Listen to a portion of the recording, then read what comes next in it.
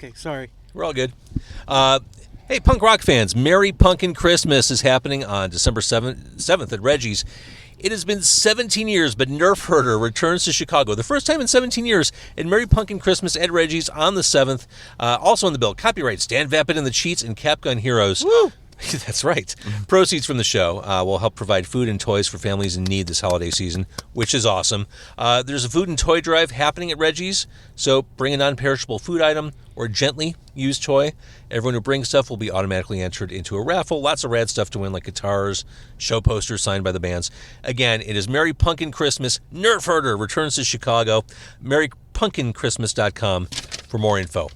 To my right, Stubhy Pandav. Hello. From Lucky Boys Confusion, the Hoodie Life. In the back, Brad from the Hoodie Life. Hello. We're going to talk about everything going on with Stubby.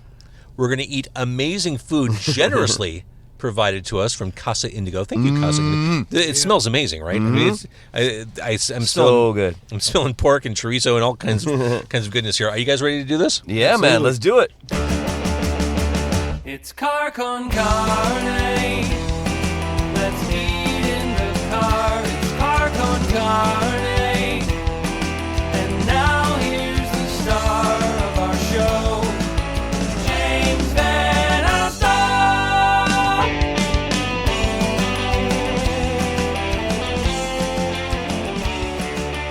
All right, so before we really dig into the food or anything else, Stubby, you. A lot of what we're going to talk about on this show has to do with you. Mm-hmm. The elephant in the room, you have multiple sclerosis. You were diagnosed with this Last year, almost exactly a year ago, yeah. And it's interesting, and we haven't talked about this. About a year ago, it was December, I hosted a Lucky Boys Confusion show. It was in Orland Park, or one of those. Yeah, it was Orland Park, yeah.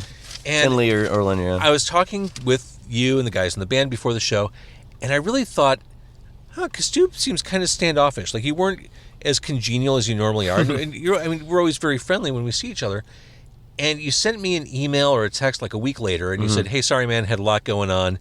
I thought, "Oh, okay," because for a while I thought you were mad at me. I'm like, "What did I do? How did I offend?" How could I be mad at you, man? Oh, thank you.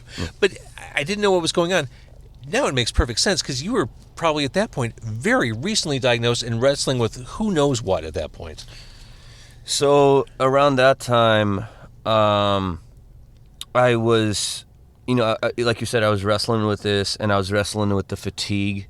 Some of that I've tackled and I'm doing great with now. But the one thing I was dealing with was, that I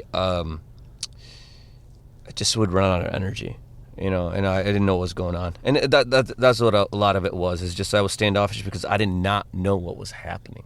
So And it's probably overwhelming. It was a crowded, loud room, and your body was betraying you. our backstage was the side of the stage. It was the side of the stage, or you could go downstairs and hang out with the kegs. Like it cold. Like it just wasn't. Yeah. Wait, I didn't even know that was an option, because I probably would have taken that option, to be honest with you.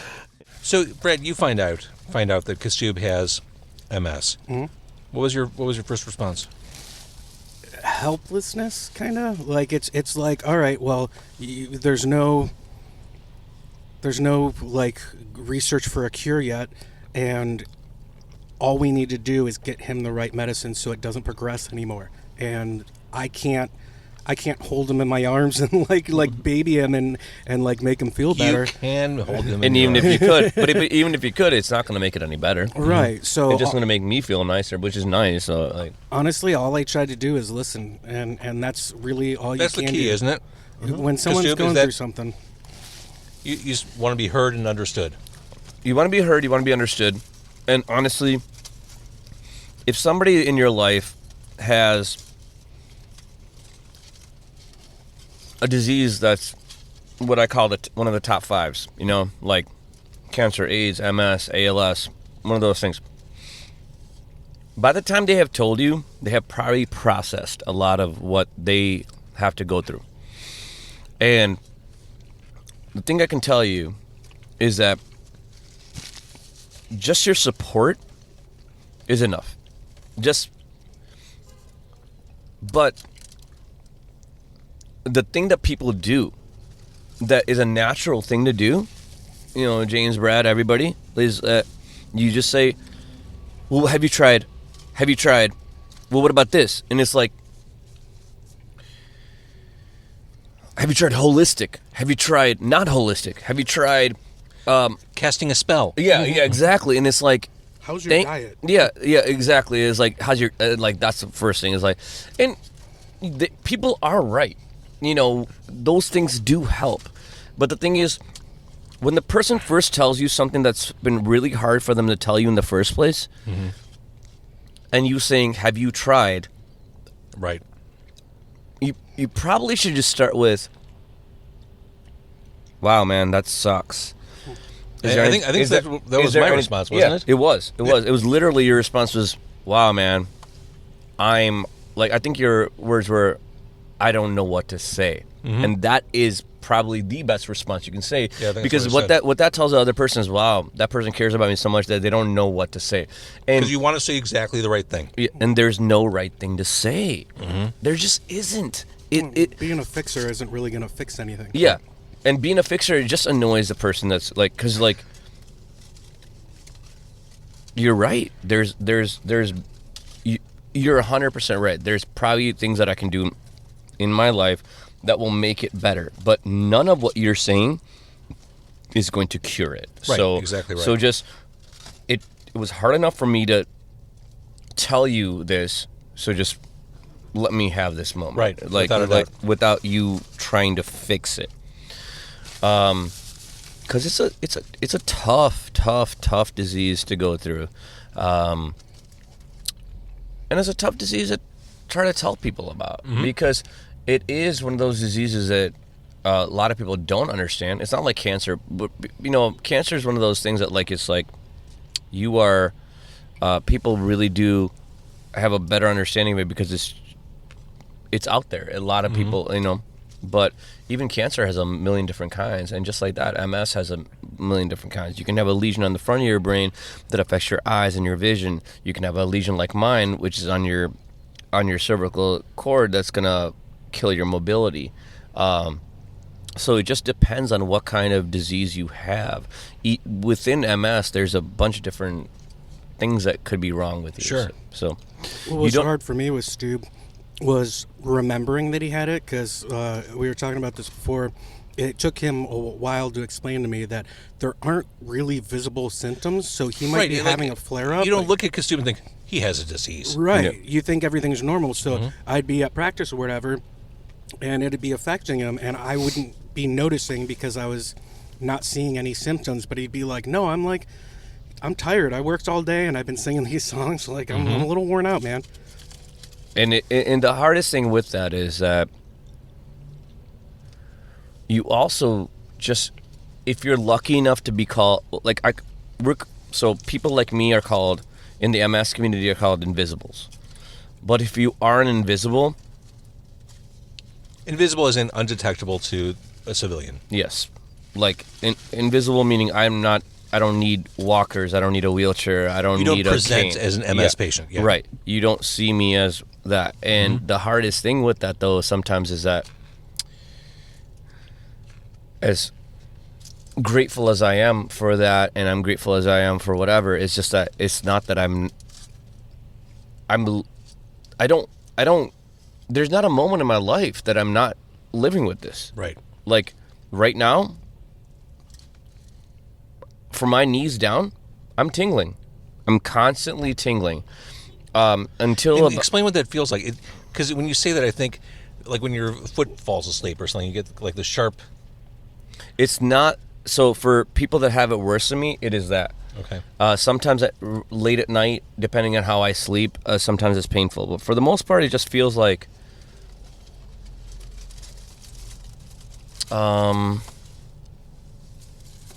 like your arm falling asleep, but not before it hurts. Is what my everything below my knee feels like all the time. And people go, well, what is that? What's that like? And I go, well, what's it like to breathe? It's constant. It's just part of your life. It's just what I live with. I can't walk far distances. I can't walk more than 3 or 4 blocks.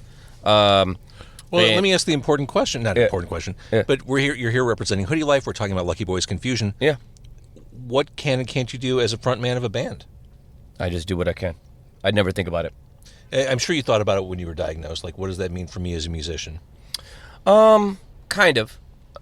Kind of. I just was more like, well, I was never the front man that was doing flips on stage anyway. You know, I wasn't the guy, the guy that was trying to. I hope, at least in my 22-year career, that my focus was more on songwriting and singing. But no, you're a very emotive performer on stage. So I do I was scared. I talked to the guys about it. I told them about it, obviously, before anybody else. And I just kind of got to a point where I said, guys, this is me now. And they are all like, you do you, man. Like, LBC was the coolest in the world. It doesn't surprise me at Yeah. all. They were super cool on the 20th anniversary. Yeah. That's before I announced it, yeah. Yeah. How they stopped, or a little bit earlier. No, 21 show. Sorry. It was at the 21 Yeah, it show? wasn't 20th anniversary. I didn't know. I knew something was wrong, but I wasn't. Okay. Yeah. So You it's waited a one of while those to announce. Yeah. I knew at the 21 show though, I think. Wait. I really, it's hard to remember, but I waited. I was diagnosed on Black Friday of last year, and I waited until October 20th of So this year. we are literally 1 year later. Yeah. Wow. In a few days, I'll be a year later. Yeah. Holy shit. Yeah. I do want to take a quick break. Yeah. I want to thank our friends at Casa Indigo for the food. Yes. Brad, have you had the pork with the pineapple or Yeah, whatever? that's what I had so The far. pastor. Yes. Yeah. Oh my God, this is fantastic, and we've also got some chorizo fries going on. Yeah. As we're talking about this stuff, I do want to acknowledge we are fueled. This is part of the healing. Yeah. Absolutely. If we had this a year ago, Steve might have felt a little better about the whole thing. That's not true. That is not true. So, you get the diagnosis. You've been living with this for longer than a year, but knowing what this is for a year. Next month, as we're recording this, the Saturday before Christmas, Bottom Lounge, MS Sucks. You put together a benefit. I'll let you explain this, but before you do, I think it's an extraordinary, wonderful thing that you're doing. You're taking this shitty hand you were dealt and doing something really positive on a more global level. Like, you're taking your diagnosis, what you're living with, and trying to help other people who are dealing with it. Okay. And go. I promise not to cry. But this is my father in me.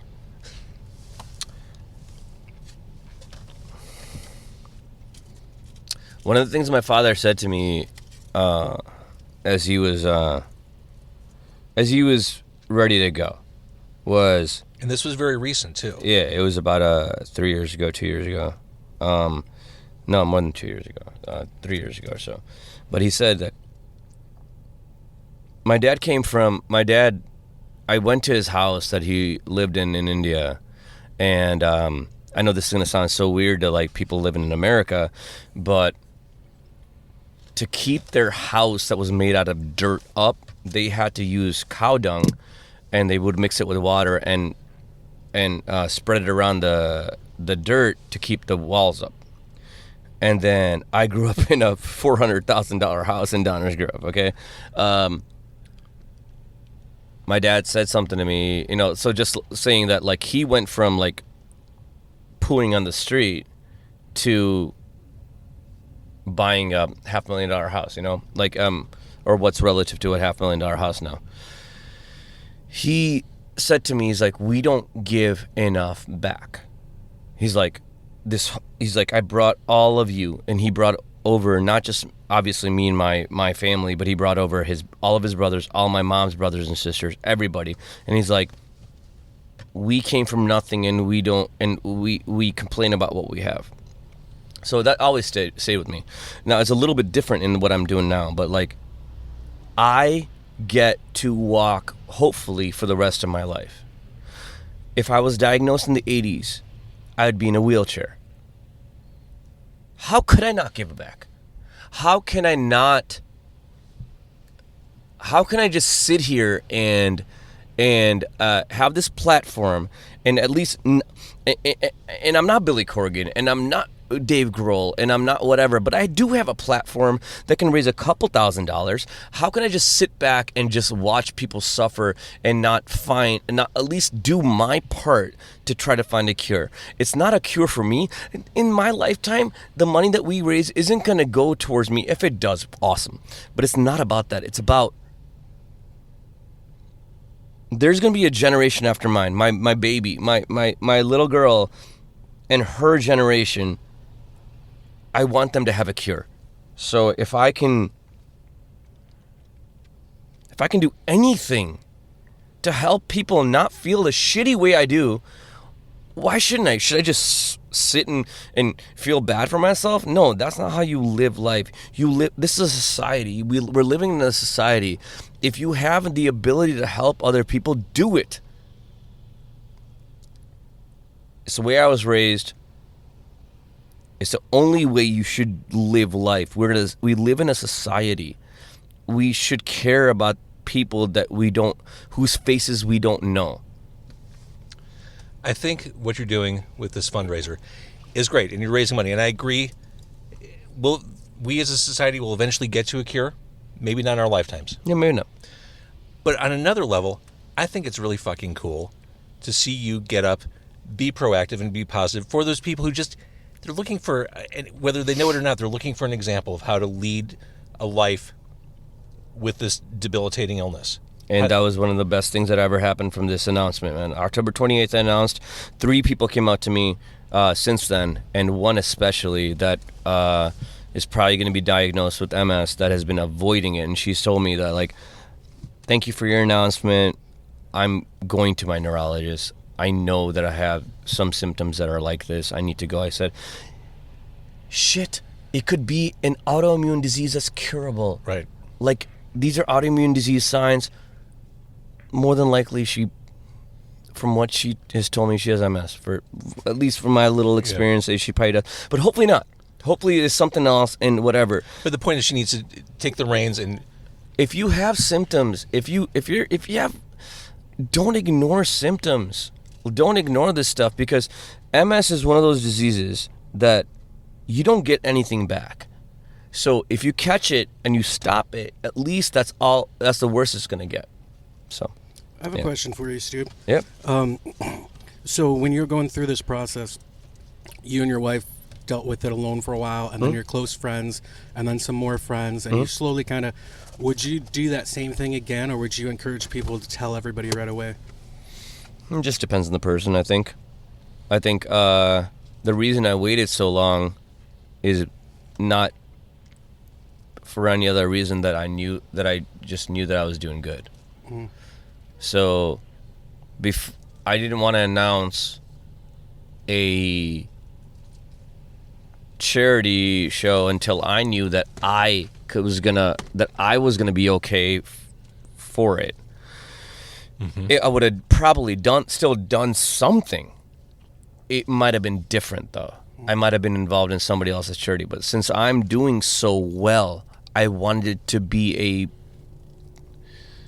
a piece, being like, he's doing good. Let's look. If I have MS now and I get diagnosed, look at how good Stubby's doing. Mm-hmm. Like, it was for hope.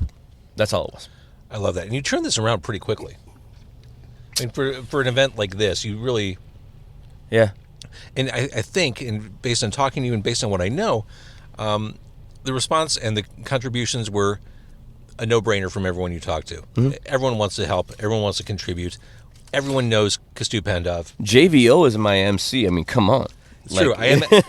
I really wanted to MC, and I didn't want to overstate my willingness to do it, because unless you had another idea, like maybe I don't know. No, I didn't have another idea. I just didn't want to ask you. For the same reason, I'm like, I don't want to bother him.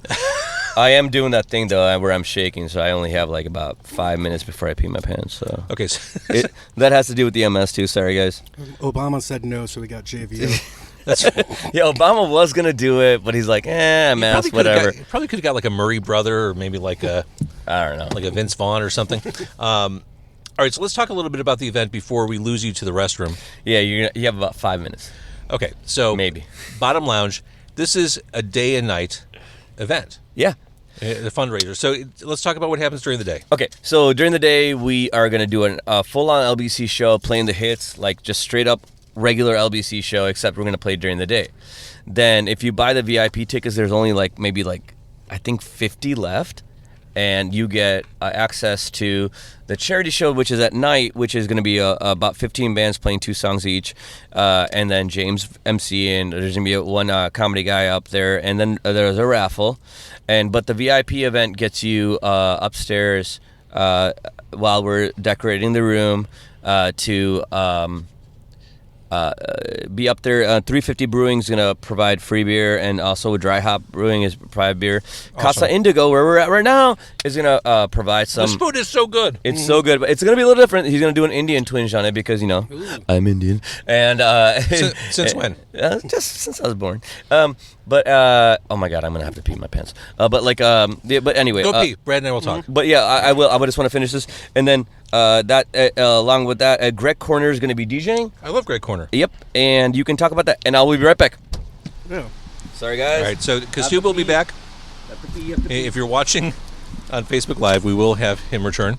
Yeah, so the explanation of this is actually part of his MS. Like, some of the muscles and stuff just get tired, and you gotta go when you gotta go. So how does that affect the stage performance? It really hasn't yet. If he needs to jump off stage, like I referenced earlier, but I don't think he knew what I was talking about. There's an LBC show I went to, and they took a break before they were supposed to, and then did an encore, like 4 songs instead of 2. Oh, that makes sense. Yeah, it was something Just like kinda that, readjust. that happened. Yeah, and all the guys, had his back, and normally that would be annoying to a band, but they're like a family, so of course it's no big deal. Now, from your periphery, watching this happen, seeing the response, what have you seen? Because it seems, from my vantage point, the outpouring of support and just support for Kaustubh and what he's doing has been tremendous. What have you seen, being more on the inside? I mean, I couldn't imagine. I couldn't believe how many people reshared his post and commented. Immediately. Yeah, immediately. And I didn't know there were that many fans of his around, let alone people he knew.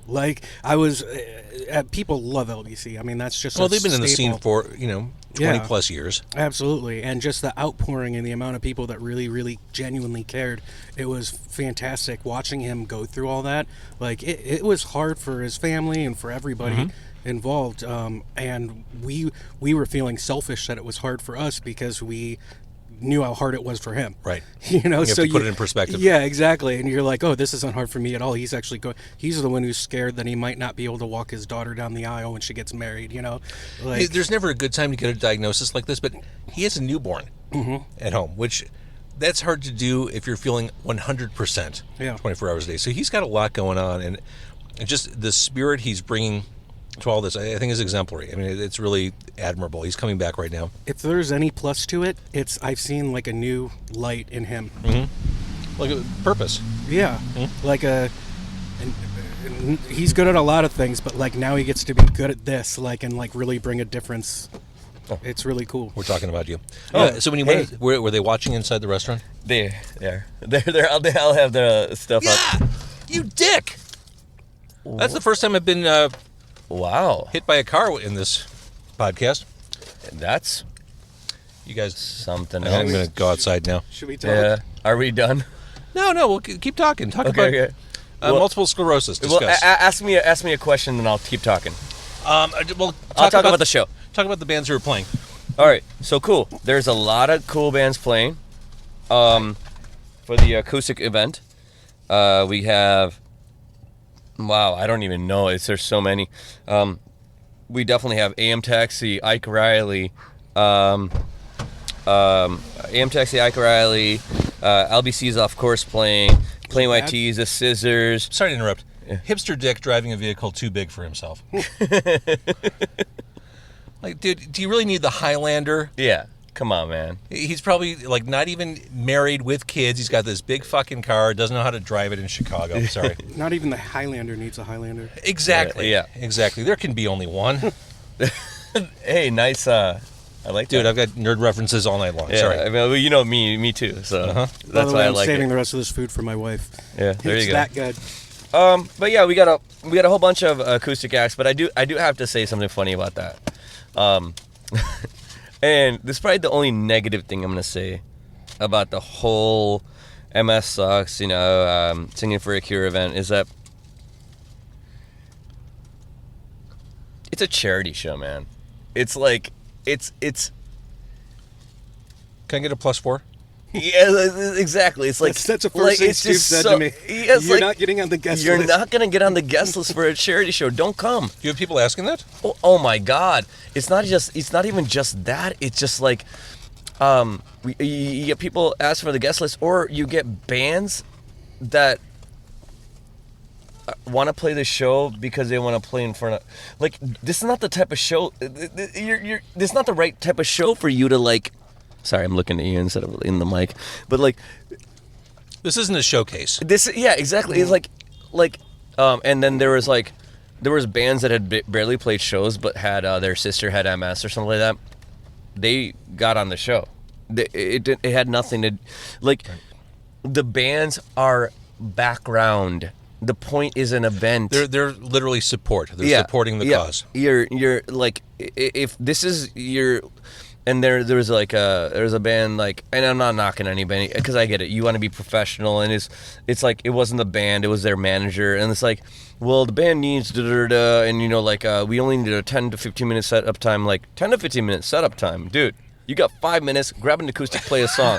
Like, sorry, but you're missing the point. You're missing the point. Like, and it's like this X band needs, can we bring a drum kit, or like. Listen, like you're missing the point strongly. Like, and I love what you set up. This kind of on the fly, just musicians making music. It's supposed to feel like a Barnes and Noble's acoustic set, like it just we're not. And for those millennials or younger people watching, Barnes and Noble was a bookstore where people would go in. Actually, now it's a toy store. I think. Yeah, is it? I think they only sell Funko Pops at this point. Oh man. It's just like you're missing the point. 100%. Yeah. So you were talking about the bands as I was talking to the hipster. Yeah. Which, by the way, dude, wear a coat. It's raining and cold outside. Yeah. Mm-hmm. Come on. Stupid hipster. Yeah. Do you and Adam Krier like each other? This is a funny story. I hate him. I'm so glad you asked that. Here's why I ask. Yeah. I see you together on stage. Yeah. At Lucky Boys Confusion shows. Yeah. I have not seen you together off stage in probably like 20 years. Yeah. Yeah. I love him. Like, even when I do LBC interviews, it's you and not Adam. Well, Stevie it's just doesn't because go to he lives in Rossio's. Naperville, I live in the city, but not to be like whatever. I love Adam, and it's funny because a lot of people think that we don't like each other, and he loves me. we are, but we're brothers. Yeah. We don't have to hang out to love each other. We've been together for 22 years. 22 years is longer than most people have done anything in their lives. Mm-hmm. Mm-hmm. Adam and I actually had a funny conversation about this, like that people don't think About that we this? about this actually, that like people actually seriously think that we don't like each other, and it's like we don't even like. I don't know what to say to that because it's so stupid. It's like it's just so like yeah. All right. Well, now we got it. I'm not supposed to really yeah, whatever. But either way, Adam and I are okay, here, let me put it this way. He is the godfather to my daughter. that says it all. Yeah. There it is. Yeah. All right. So, Brad and I were talking about the announcement of your diagnosis and the response you got. Yeah. Since you announced you have MS, since you announced this show at Bottom Lounge, what kind of response have you seen? Well, let me rephrase. What kind of response have you seen to the show so far? I mean, have people been just donating money left and right? Yeah. It's been amazing. It's been amazing. I wish ticket sales were a little higher, but I'm shocked that they're not. And on that note, get tickets to this event. This is really the last great event of the year, and it's for a good cause. Go ahead. Thank you, and I appreciate that. But I also think that it's typical before Thanksgiving that people aren't buying tickets for something for December. That's just the way it usually works. And I'm sure the shows will sell out, and I'm sure they'll be fine. I mean, it's not like they're not. It's not like they're far away from it. But I just thought it would just the event alone would just. But the thing about it is, man, people have a lot of stuff going on, and that's fine. But yeah, the response has been amazing. I also added a donation link where people could just donate funds, and the ACP Accelerated Cure Project, the charity that I'm working with for the show. By the way, the full thing is 100% a charity that is fully registered, so all the money is going to charity. That was my biggest thing, is like, I am not going to work, and I also wanted to work with a charity that was 100% about research for a cure, Good. And all that being said, like,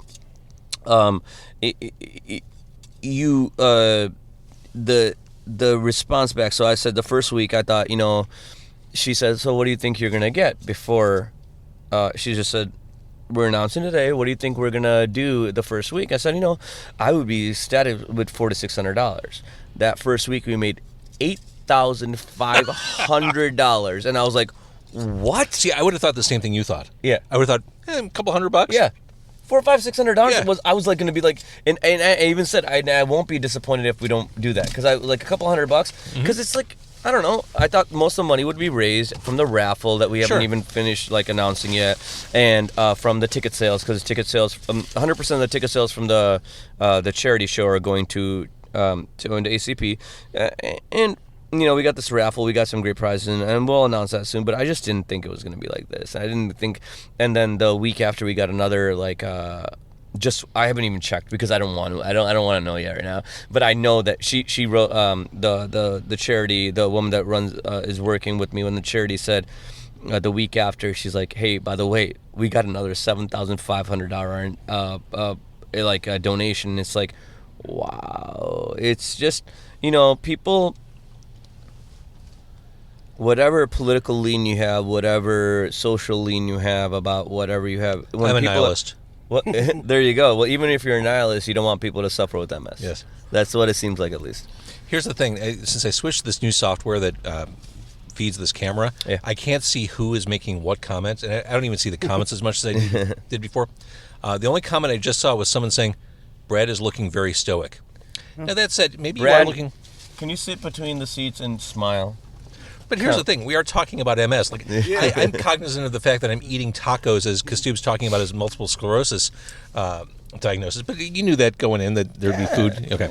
But I mean, it's Car Con Carne, man. It's Car Con Carne, and I had to eat some carne. Yeah, one thing you can do, too, if you can't go to the show, buy a ticket for somebody that likes music. Yeah. It goes absolutely. Absolutely. I mean, just seeing Tom from the Tees get up there doing acoustic song, that's cool. It's worth the price of admission right Tom, there. Adam's going to do a few songs from Adam and Jason, and Chris are going to do some songs from Taxi. Adam and I will do some songs from LBC. There'll be Mark Rose from Spitalfield will be playing a few songs. Yep. Who am I forgetting, Brad? Me and you might do one. Maybe, if you're lucky. We'll see. So there's a chance of a Hoodie Life song. Maybe. But this kind of goes to what you're saying. This isn't... You're not booking Riot Fest here. This is a community coming together. Yeah. It's just people coming together to help raise money. That's what it's supposed to be, at least. It's supposed to just be like... kind of like... It's more like, hey, guys, one of the leaders of our scene, at least I think I was, of our scene is going through some stuff. And we're all getting together, and we're going to do this annually, and we can... You are going to do this annually? Annually, absolutely. Good for next year. We're definitely doing it. So that means the second you're off stage, you got to start planning next year. Yeah. That's how this stuff works. And I'm already planning next year. Are you really? Yeah. I want to do it in 2 different locations, and I want to do one, I think I want to do a smaller one in Chicago, like a smaller room, just to make it really more like... Do it in the car. That'd be pretty cool. It's about as small as it gets. And, I want to do one in Boston, I think. Why Boston? The ACP, the charity that I work with, is from Boston, and LBC did really well in Boston, and I think I have a good following out there. And some of the best multiple sclerosis foundations are in Boston. So. Oh, good. Then absolutely go to Boston. Yep. So, there's a lot of things that I want to do with this. And, one of the things my mother said to me is like, how, like, she just, being a caring mother, she's like, how you doing? Everything okay? I'm like, well, no, Mom, it's not okay. But, I mean, like, but. See, again, this goes back to not knowing what to say. Like, yeah.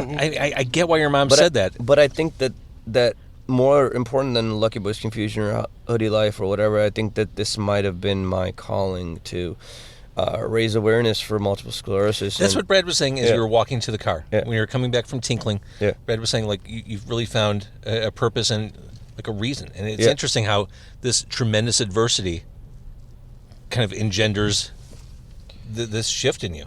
Adversity can either bring out the negative or it can bring out the positive. It reveals character. And I wanted to bring out the negative. I did. I wanted to just give up. But my wife was 3 months pregnant when I got diagnosed. I didn't have a choice. Anybody that has a kid understands what I'm saying. Yep. I didn't even know my kid. She didn't even have a bump. It didn't matter.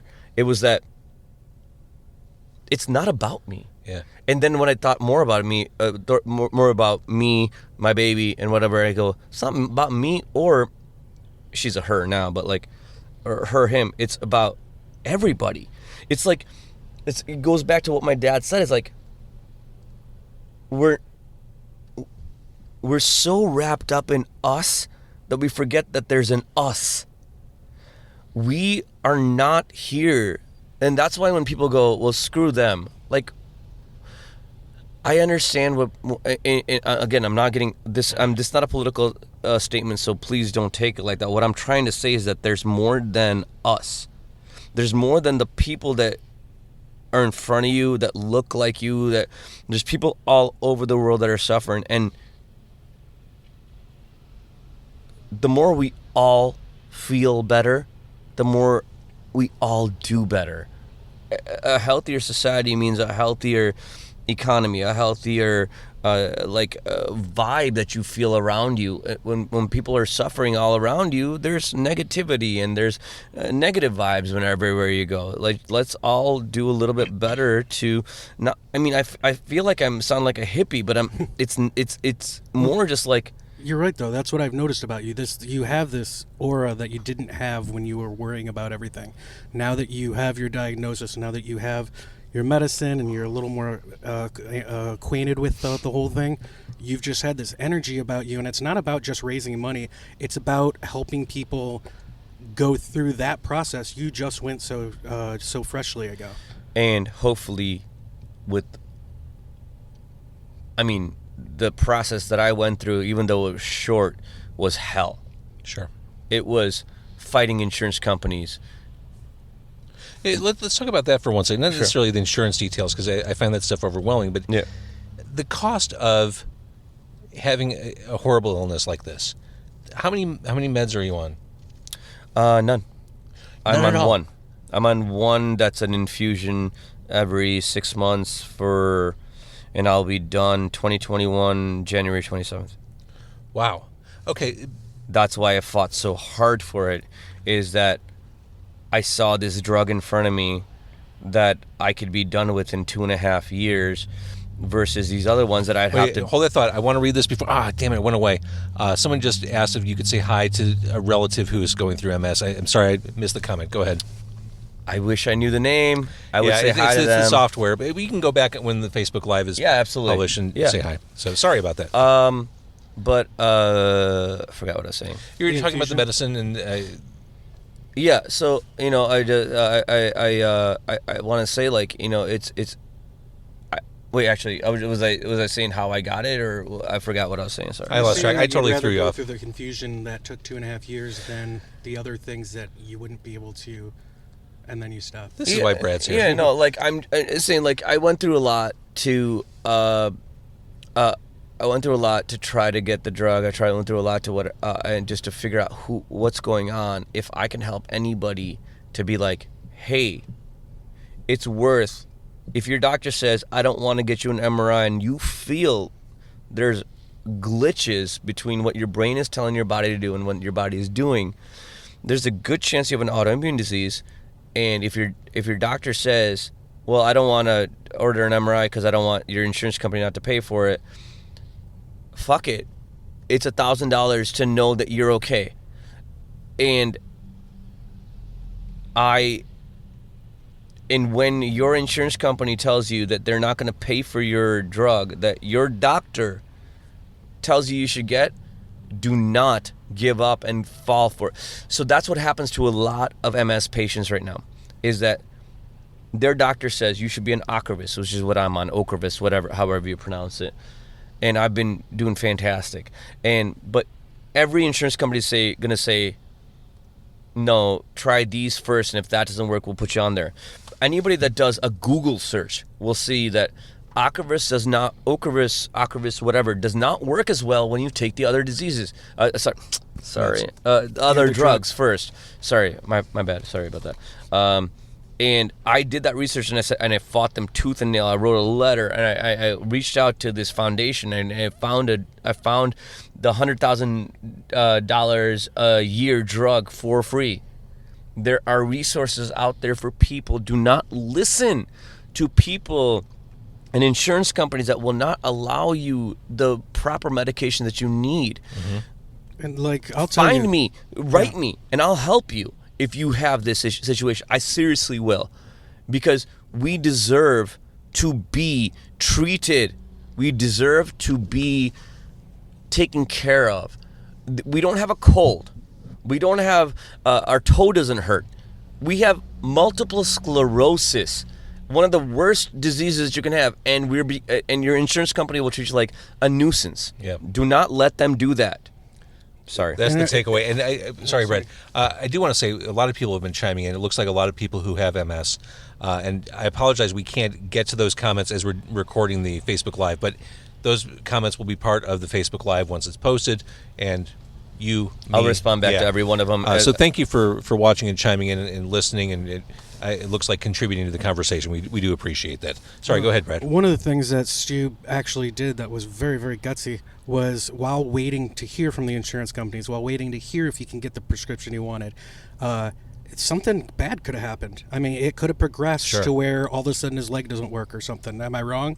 Yeah. I was every night I would wake up and shake my hands and legs every night. Every Friday, my neurologist would call me like, "Did you get approved yet? Did you get approved yet?"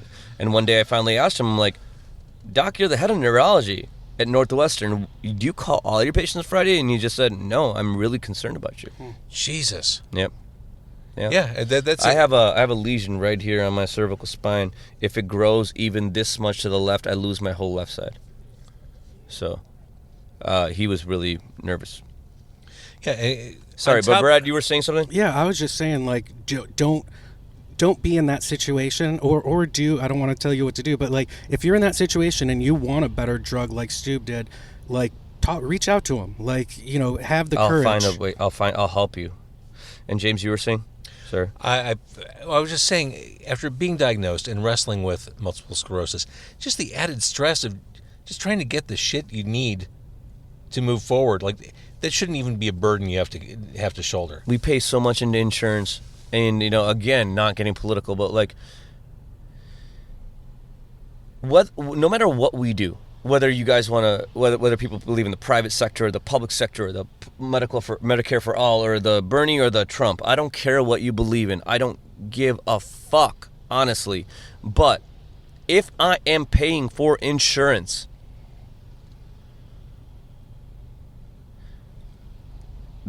I want to explain something to people that don't understand how insurance works. We all pull in. We all pay in. Every paycheck you pay in, okay? The point of that is insurance, just in case. It's a just in case situation for when 300 of you are paying in for the last 10 years and one Stubby gets sick, you guys all pull in, or one Sarah or one Timothy or whatever gets sick, we all help that person out. But what the insurance company is saying is I'm getting $200 from 300 people twice a month for the last 15 years. what if I can get out of helping this guy that has MS out? Like, I can probably get away with it and keep this money. And yeah, that's what happens. We Be your own advocate. Speak up when things aren't right. fight.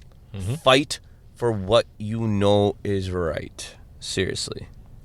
All right. So looking ahead, Bottom Lounge, just a terrific event. Like, it's an event that'll make you feel good just for contributing to, but just as a music fan, as someone who lives in this city or in the suburbs, what a fun experience. Yeah. I mean, just if you're a Few music fan, VIP tickets left too.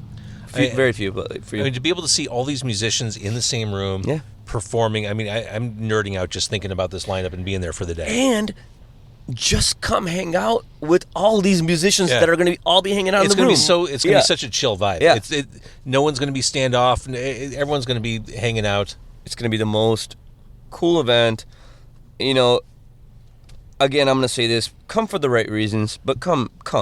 You know, like, it is a great networking event, but, you know, please come for the right reason. But still, the added benefit is you can go up to James Van Osdale, you can go up to Brad, you can go up to me, you can go up to Adam, you can go up to Plain White Tom, you can go up to Ike Riley and have a conversation, because everybody's going to be in a non-rock star.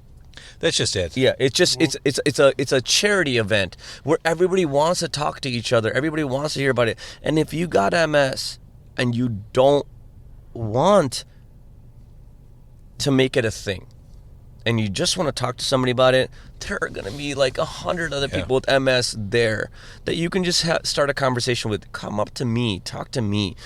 Seriously, I know I've been told before that I wasn't the most approachable guy in the world. Trust me. If you come up to me and go, hey, I've been struggling with MS, can I talk to you? You know, the probably the worst thing I'm going to go is, can I grab a beer first? You know, like that's the worst it's gonna get. Yeah. So that's accurate. Yeah. That's totally accurate. Or come with me to get a beer for. Okay. Yeah. There you go. Yeah. Let's walk over to the bar real quick. All right. So that's happening. Get your tickets to that. You know, we could probably talk about this for another hour or so, but I think I think we really hit the points. I'm proud of you for what you're doing. Thank you. I'm proud of you for putting yourself out there and really turning this shitty situation into something that is positive and hopefully in turn inspiring to other people. I hope so, and I hope that if anybody's hearing this and is struggling, that they realize that they can reach out to me. So, bottom line. All right. So the website, just go to the Bottom Lounge site. Is it on the LBC Bottom site? Lounge or Facebook.com, Singing for a Cure. Everything's Singing for a Cure. So it can be singingforacure.org or Facebook.singingforacure. Or the Lucky Boys page or the Hoodie Life page or the Stubhy page, whatever. Yeah. And then, like we said, I'm emceeing. I don't have to wear a black tie for this, right? You don't have to wear anything. You can be naked. Anything but a plain white tee. God, It's already covered. All right, so I'm going to be casual. Yeah. You're not going to come out. Are you wearing a suit? I'm going to wear a suit. Are you? I think so. Yeah, I'm not it's your sure. event. Yeah, it's my event. Brad, Exactly. you're not dressing up, are you? No, I'm going to wear a hoodie. You can't fit into a suit anymore. I can't fit into my All right, suit. so Brad, you're my people. Yeah. That night. Too much good food. He was from, only married a year ago and he still from the can't fit in his Casa here. suit. All right, He really let himself go real fast. Brad, thank you for stoically holding up the backseat. Thank you guys.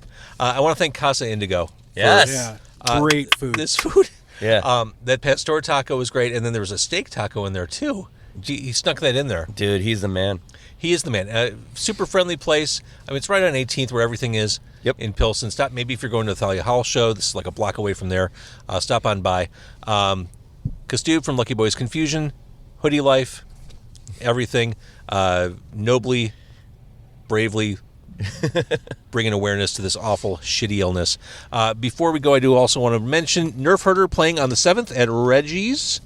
Yeah. That is Merry Pumpkin Christmas. With Danny Vapid. Danny Vapid in the Cheats. Yeah. I had Dan Vapid in the Cheats in my car a couple weeks ago. No way. That was a trip. That's crazy. And I had like 10 minutes. Yeah. Yes, I saw that one. I had like 10 minutes with him, and I wanted to get to all my questions. But before I lost him, I'm like, tell me about the Screeching Weasel show in Austin. I wanted to get that out of the way. Because that's where the wheels came off. The big one, yeah. Uh-huh, that was the one. I wouldn't be in a band without those guys. I gotta Really? pee. Yeah. I gotta go again. All right, Stubby's got to pee. Thank you for watching on Facebook Live. Thank you for listening, and we're going to turn this off. See you guys.